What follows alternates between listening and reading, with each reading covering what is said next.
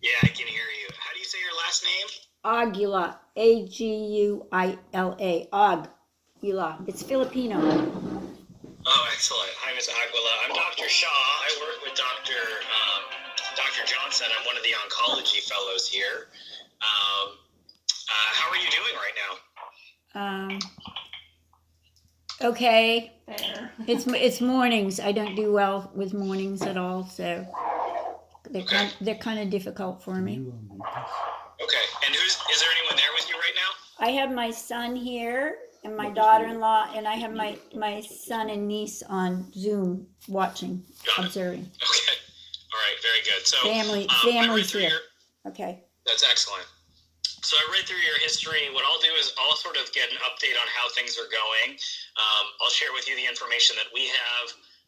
I know you also follow with a local oncologist. I'll sort of see where we are with things. Then I'll go get Dr. Johnson. I'll give him an update of everything you told me, and then he'll join the video call and we'll all chat together. Okay? But you gotta beat them. I'm sorry, I didn't hear what he said. Their screen is frozen too. You're on a phone, right? So you can't see. Hold on. Can you mute you guys, Scott? Can you mute yourselves? I'm sorry, did you ask me a question, Dr. Shaw? Yeah, I was just going to let you know that I'll ask you how things are going. I'll sort of collect your update. Then I'll get Dr. Johnson, and then I'll give him the update, and then he'll join the call, and we'll chat together, okay? Sure. Okay. So the last time that you were, we sort of talked to you in this clinic here was a few months ago. Does that sound right? Yes. Probably early January. At that point, you were getting chemotherapy locally, and you had one cycle of chemotherapy at that point. It was Xeloda pills as well as the IV medication. Can you give me an update about what's happened over the course of the last 2 months? Yes, I continued with the chemo, and I was doing really well, I think, in the beginning, and then I think it was really just like the past few weeks. I mean, I was doing well, but I didn't have an appetite, and so I lost a lot of weight. I think I've lost close to 17 pounds. So I was having a terrible time eating and keeping stuff in. I did have, towards the end, I did have the bouts with the diarrhea. But then I started getting very, very painful in my back and in my front, a lot of burning and paining, which I wasn't sure if that was the chemo or whatever. So the past couple of weeks have been really uncomfortable for me, with no energy at all. So I'm trying to eat very bland and keep fluids in me. You had to go to the ER. I did go to the ER this weekend because the pain was so severe. I thought maybe it was like a UTI or something. So they didn't find that, when I went to the ER. But I have been uncomfortable. They did lower your dose the last one too. Yeah, they lowered my dose, the very last infusion. Okay. So then, so you started, so how many cycles of the chemotherapy do you think you had? Was it 3, 4, or did you finish 4? You finished 4. One. Okay. And then when was your last cycle? I'm supposedly just finishing it now. 2 weeks ago was your infusion. Yeah. So I would be I'd be through with my final on Tuesday. I haven't taken. Okay. So you're just finishing up the pills then, it sounds like. Yeah, she's done. Yeah. She's done, but she didn't take the last few pills. She just didn't. Oh, got it. Okay. Since she went into the ER, she didn't take any more. Got it. That makes sense. Okay. What did they tell you about the results in the ER? Okay, Dr. Mehdi said here that the lymph nodes. Well, no, in the ER. Oh, the ER. Yeah, or from Dr. Mehdi, both of them. I guess, what's your understanding of where we are with things? Yeah. Dr. Mehdi implied that the lymph nodes evidently are really acted up. And I mean, he made it sound like the cancer has spread. Yeah, I think I wasn't able to look at the images. I don't know if they might be in a CD in the office or something like that. So we will want to take a look at them, Dr. Johnson and me.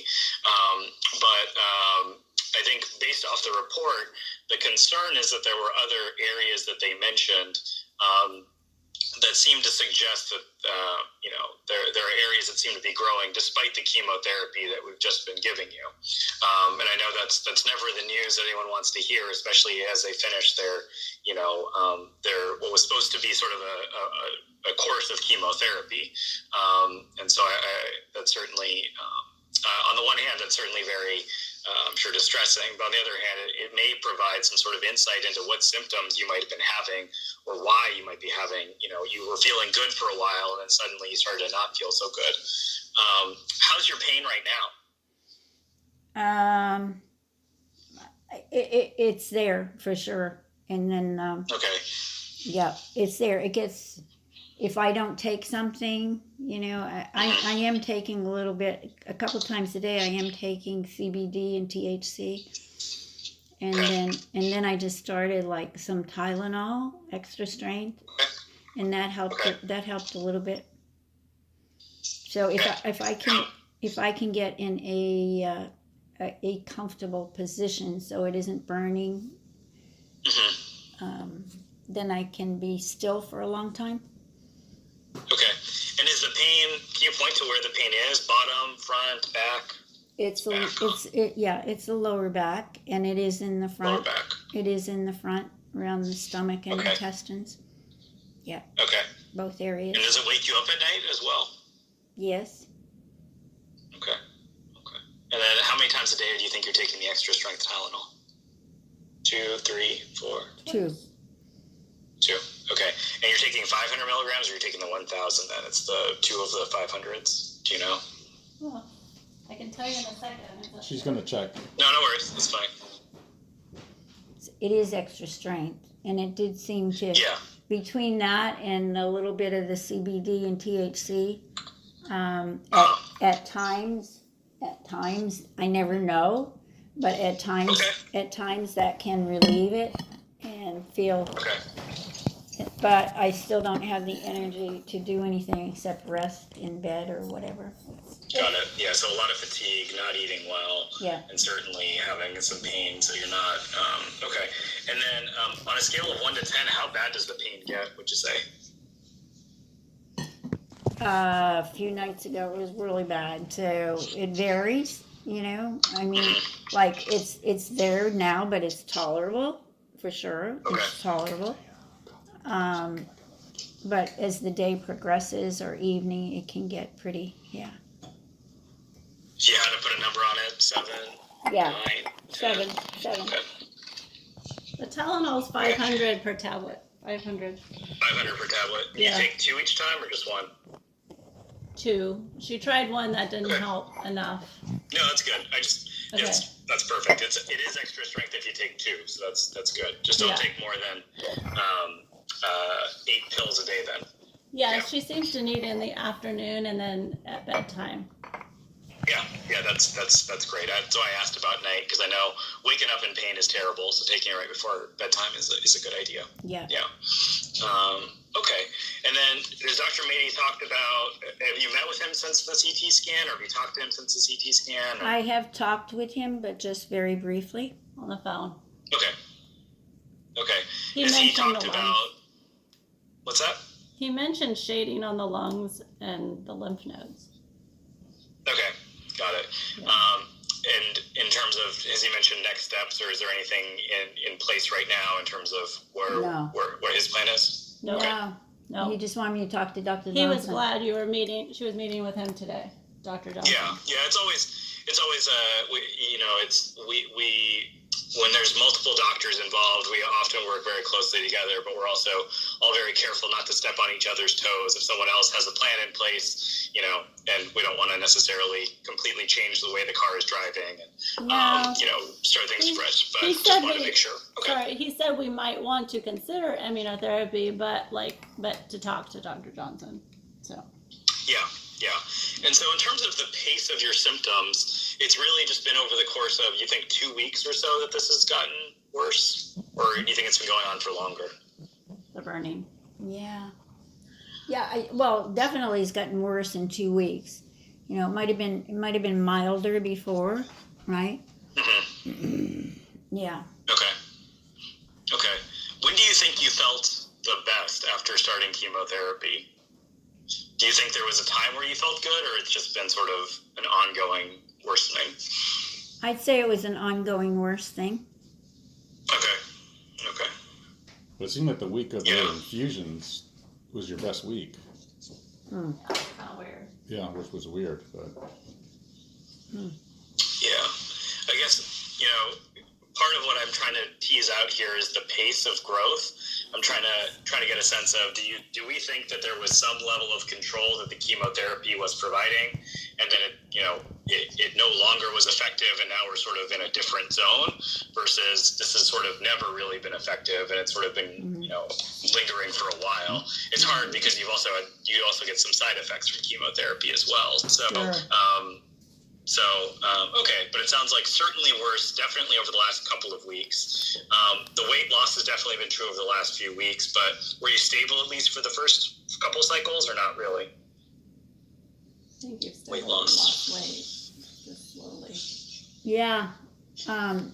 No, I started to lose the weight, I guess slowly, you know what I mean? It was Okay. just- yeah. Yeah. Like one Okay. time I went and it was like just a 10-pound drop, you know? Yeah. Okay. Okay. All right. Yeah. And then any fevers or infections, or anything with the chemo? Okay. And then numbness or tingling in your hands or feet? Yeah. Okay. Cold sensitivity, like when you touch a Yeah. fridge? Yeah, it's very common. Yeah. That's why they reduced the dose with the fourth Right. cycle. And then there How- was a it- throat constraint, with cold Oh, you things. did? Yeah. Okay. Got it. And you're still having some of those symptoms at the moment? Not now because I didn't take my pills since the emergency room. Oh, okay. The neuropathy, I think, is sometimes associated with the infusion. Sure. But then anything in your hands in terms of side effects there, with like dryness or redness? No, it doesn't seem long term, no. Okay. And then any diarrhea or loose stools? Definitely last week or so because I had been constipated. And so I'm not having regular bowel movements at all. But so I took the Maalox and other stuff, and then I had a couple of days of lots of diarrhea. And gone the last few days, telling that to And I haven't gone in a few days. I haven't gone since then. So you're sort of cycling now, essentially. Well, that's, Yeah, it's yeah. like, okay, do Yeah, I that's take the hard. Maalox because I haven't gone? And then Yeah. what I'm going to do is have diarrhea. Yeah. Yeah.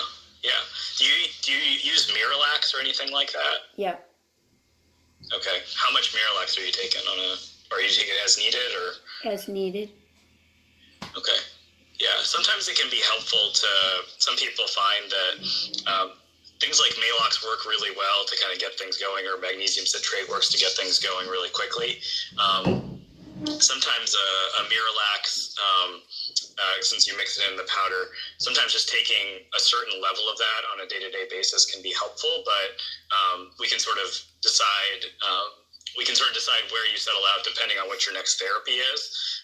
Certainly if we opt to give you a therapy that can cause diarrhea, then we don't want you taking something that's going to worsen that as well. Okay.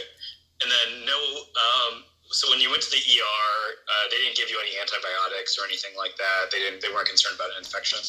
No, Dr. Mehdi did last week because he was thinking that maybe the symptoms, the burning in the back and everything, maybe I did have a UTI.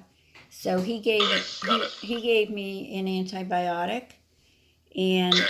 when I went to the hospital, and they kind of implied there was no UTI, Okay. so then I didn't finish the antibiotic. I did one That day. makes sense.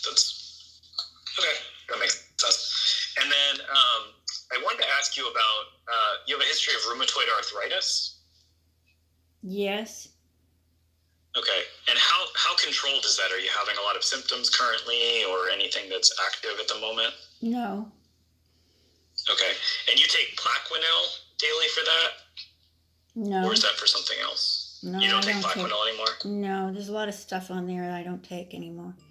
Okay. Do you have a list of your medications? I just want to make sure that I have them accurate then, because it might influence what we consider for the next line of therapy. Okay, let me take a look here because there is a list here that is Yeah. it's inaccurate. Well, what do No, you Yeah, do? that'd be great tell if you what could. you are taking. The only prescription that I do have is the Celipram. Okay. That's the only thing you're taking. Yeah, So he doesn't care about the rest of them. and then Okay, so then I take some. you stop Zolota. So I take. Yeah. I take some supplements normally, such as that NAC that's there and the absorbic acid, vitamin C. I haven't been taking all of my supplements for sure, but Because you feel nauseous. mhm. Yeah. It's hard to take the supplements because of nausea. Yeah. What do you take for nausea? Zofran? Oh yeah, that one. I think that's what it is. Okay. Do you take gabapentin? No, I do not take gabapentin. I've been off that for a long time. Okay, so just the Tylenol and then the citalopram you are taking. Yeah. I haven't taken this. Normally I take that. I haven't been since I've been on chemo. Got it. Okay. So things that you took today and yesterday would be Tylenol, and then the citalopram's hard because of the nausea, but otherwise, Yeah. anything else? No. Okay. The CBD The and THC. CBD and THC. CBD. Okay. And then how long do you think you've been off the Plaquenil or rheumatoid arthritis related medications? You think it's been months, years? I think it's probably been a year or two because he put me on the NAC and I got off the, Okay. And your joints have been okay over the course of the last year or so? pretty good. Okay. I was trying to get them strong before, and that's how come I had the blood work done to find out what's going on. Got it. Yeah. Okay. Got it. That's helpful. Okay. Yeah. Okay. So, I think there's a couple of questions that we have that we'll discuss with Dr. Johnson. I think the first question is, how concerned are we that this, the growth that we see in the lymph nodes and the various areas on the CT scan, how concerned are we that this is, sort of recurrent cancer or cancer that's growing despite the chemotherapy? I think it's the most likely cause. I think it's realistically in someone who we're treating for a colon cancer to have areas that are growing in the abdomen. I think it is the thing that I'm most concerned about. And I think that's probably the most likely etiology. I think if we look at the images and the pattern is more suspicious, or if there's one area that's a very big lymph node, we could consider a rare situation where this is something else, but I think it's far and away the most likely cause, which I know is not encouraging news. I think the second question is, what symptoms is it causing you, or what issues is it causing you? I think it is causing you abdominal discomfort. How's your breathing? No, I've never had shortness of breath, and I can't do anything now without shortness of breath. Okay, so now you are getting some shortness of breath. So, I think, it'll be helpful to get some blood work and see if it's causing any other issues in terms of, anemia or other things. I imagine they would have checked that in the ER and told you and given you a transfusion, but sort of get a re-baseline of how things are. But I think, our worry is that, when the cancer comes back after having had surgery and then chemotherapy after surgery, our worry is that at this point, the goal of therapy changes a little bit. The goal of this therapy is to try to control the cancer for as long as possible with managing your side effects for as long as possible. And it can be difficult to cure you of the cancer at this point once it's returned. That being said, our goal is to try to control the cancer for as long as possible while managing the side effects and the issues that the cancer is causing. One of the things that one of the findings that we found when we looked at the molecular testing of your cancer initially was that there was a deficiency in a certain type of protein, which makes us, which we found can sort of predict for benefit with immunotherapy. I'm sorry, can what? Benefit from immunity. One of the Oh, yeah. one of the protein findings on your on the workup of your cancer cells is sort of a predictor of benefit from immunotherapy, and I think that's one of the possible treatment options that we have that can be very effective in this type of colon cancer that's spread to different areas. Has anyone talked to you about immunotherapy before, or has anyone discussed what that means? It was mentioned by Dr. Johnson, just slightly, and it was just mentioned by Dr. Mehdi. My concern there is they never really, they could see that I had rheumatoid arthritis by all the blood work. It was very, very, very extremely high. And I knew that I knew I was dealing with inflammation and everything because I was exhausted. There was a lot of symptoms. But I don't know that my autoimmune disease has really been totally defined. I don't know that there was enough work to define that. So I think I have read that in some cases the immunotherapy is not good with autoimmune. Yeah, I think that's certainly one of our concerns as well, and that's why I was asking you so many questions about the rheumatoid arthritis. The way immunotherapy works is that, and maybe Dr. Johnson has mentioned this before, is it works against some of the immune cells, the interaction between cancer cells and the immune cells. The idea being that it activates the immune system with the theory that the immune cells will help fight the cancer. What we know is that for certain patients, that immune activation doesn't just activate itself against the cancer, but can sort of activate against other body systems as well. Mm-hmm. We get very worried in the case of a patient who has a known autoimmune condition that is requiring immunosuppression. So I think in your case, I think we've seen some lab testing that's consistent with a rheumatoid arthritis, but I'm a little bit actually reassured that you're not actively on sort of medications that are suppressing your immune system. So I think it's something that we could certainly consider. I think since you're not on any active therapy for rheumatoid arthritis, but I think it is a possible risk. That we could activate some sort of immune process in some sort of way. But I think it's sort of a calculated risk in terms of there's downsides to chemotherapy and there's also risks with immunotherapy. And it's sort of balancing which one we feel like is more, which one we're hoping to sort of balance the different side effects of. I was supposed to have an appointment and I never heard from them. Dr. Johnson, I thought, was going to initiate that. I was supposed to get an appointment with a rheumatologist. Oh, I see. Okay. I never heard from anybody. Yeah, let me see what happened. Yeah, I see that there is a referral placed. Not sure what happened. Maybe they had the wrong number or something. Let me see. Yeah. Yeah, I'll follow up on that and see where that fell through because I do see that referral is in there. But we'll circle back on that as well because I think certainly having their input is going to be important as well, especially if any issues arise. If issues arise with immunotherapy, often what we do is give people medications like what you've had before, like the Plaquenil, anti-inflammatory medications to help bring down the immune system. Or I don't know if you've had prednisone before or other steroids before. I have. How did you do with the steroids before? How did you do with prednisone? Yeah, I did prednisone. Mm-hmm. Did they help your joint symptoms at all? Yeah, and the gabapentin, yes.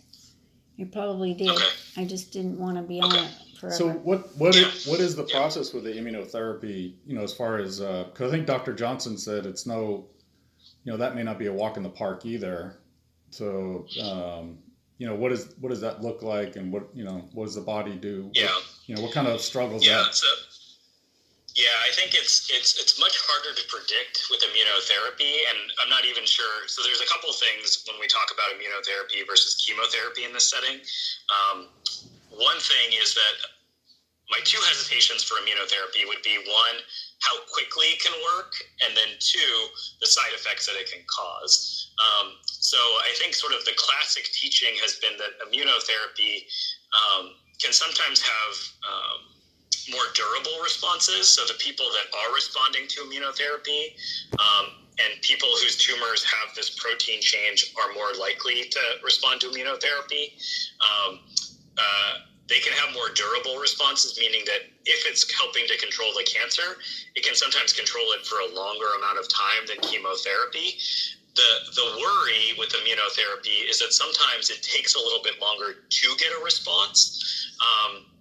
Meaning sometimes if someone's symptoms are progressing quickly, we would want to give them chemotherapy instead, because that tends to work quicker and can get the disease under more rapid control. So that's my first hesitation with immunotherapy versus chemotherapy, especially if your symptoms are sort of progressing pretty quickly over the course of the last 2 weeks. I worry about starting a medication that potentially might not have good activity for a couple of weeks. We'd have to, if we started with immunotherapy, we'd have to keep a really close eye on you and sort of make sure that we feel comfortable that you're not getting worse while we're waiting for the immunotherapy to work. Does that make sense? Yeah.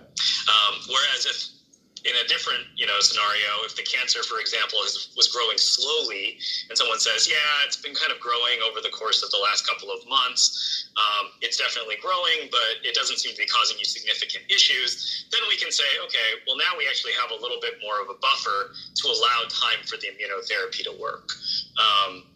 So I think that's one of my hesitations, and we'll see what Dr. Johnson thinks. The second hesitation is, of course, the autoimmune process. It's very hard to predict.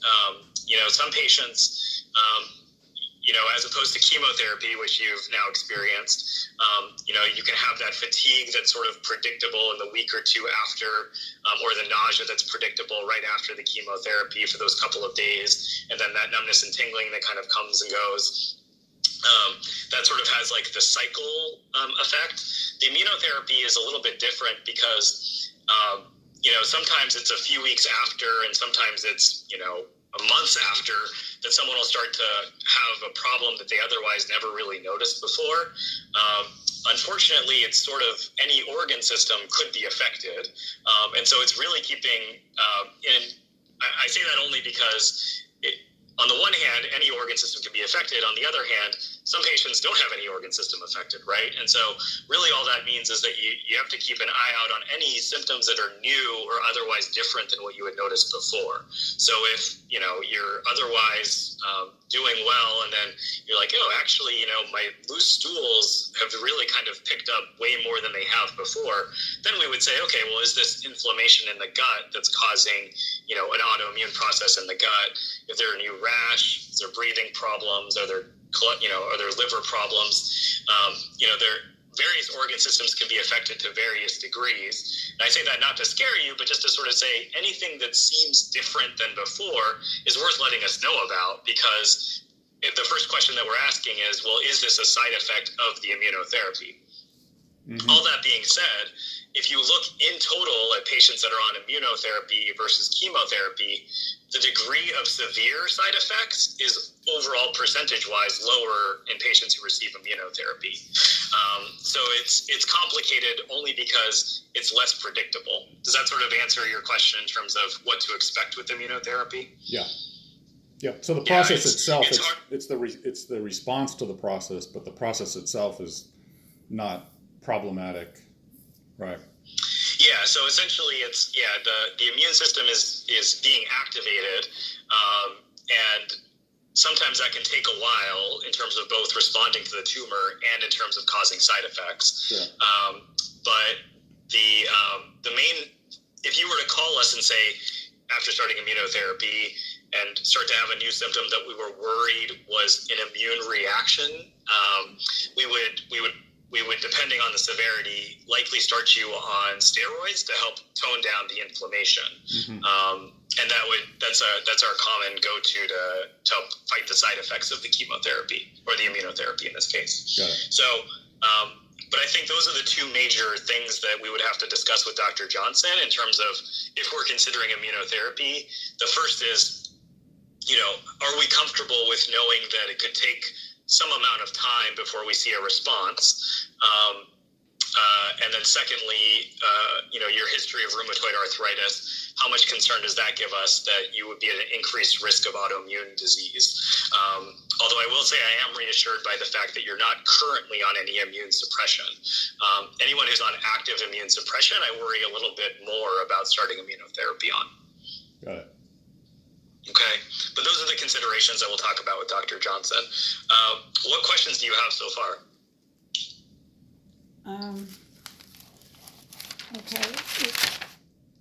Let's see. Now, the fact that it's BRAF, right? I mean, I don't know what I'm talking about for sure, but what part does that play in the cancer reappearing? Yeah, at this point, I think it plays less of a factor once the cancer has reappeared. I think it does play a factor in terms of choosing therapy.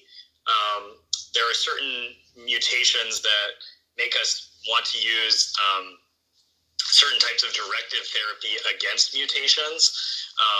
And so that may play a factor into how we incorporate certain drugs into your chemotherapy regimen. Okay. Okay. Yeah. No. I guess in the beginning, what I was thinking that all that burning and pain was from the chemo. The side effects of the chemo. But Yeah. guess not. Yeah, it's hard to say. I think, if it was very clearly associated with, right after you had if it was sort of in the week or two after chemotherapy and then you started to get better from your symptoms in that third week, since when you were off chemo, I think symptoms like that I would be more likely to attribute to the chemotherapy. But this is where I was kind of trying to get at when I was asking you, if you feel like there's something else that's been sort of persistent and getting worse this entire time, then I would be more likely to attribute that to the growing areas that we're seeing in the abdomen. Okay. And it's possible that there's side effects and certain symptoms that you've had that have been both. Some of the things were due to chemotherapy. The numbness almost certainly was due to the chemotherapy. Sure. And I'm sure some of the fatigue that you were having was due to the chemotherapy as well. And I think some of that stuff is probably cycled, but underneath that, I think the pain at some point was due to this growing area that's now getting, worse and now a little bit more common because it's now not responding to the chemotherapy as well. Yeah. Yeah. I just have concerns because I had a fairly close friend just a year ago that had colon cancer, and then he was treated, I guess, with four different types of chemo because none of it seemed to be working, and he had autoimmune. And I see. Between December and May, by May he was gone from the different chemos, and then they did a test in Oakland with his DNA and with a sample of the and they found out that because he had Crohn's disease or whatever, that there wasn't a chemo that was gonna work. They found out too late. So of course, having autoimmune myself, just a concern that if there's wrong chemo, I guess it doesn't seem so good. I don't know. Yeah, I guess I'm trying to understand. So they found a mutation of some sort what was the story? He had Crohn's disease, right? He had operation, and then they put him, the first chemo didn't work, and the second and the third, they kept changing it. And then, he got so bad that he left us in May. And just prior to that, he had gone to Oakland to have this test done with the DNA and to see what chemo would work.